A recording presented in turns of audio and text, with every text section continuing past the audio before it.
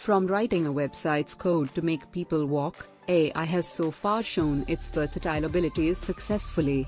Now, a novel suggestion of AI solving financial problems like inflation has recently come up by BlackRock Incorporated Chief Executive Officer Larry Fink.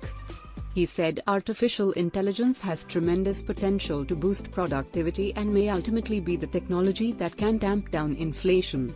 According to him, AI could have some very large outcomes for long-term investing and could also transform margins across sectors.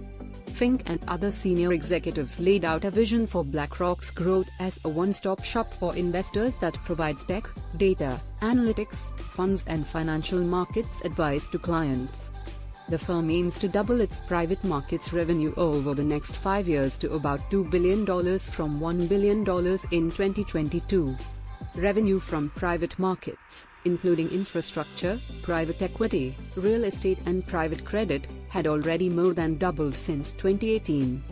BlackRock's size and influence have grown over the past decade, with investors pouring money into the firm's index, exchange-traded and other funds.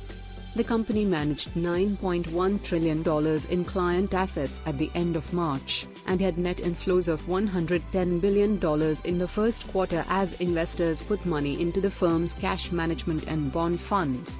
Will AI prove Mr. Fink right over time, or will his prediction go wrong someday?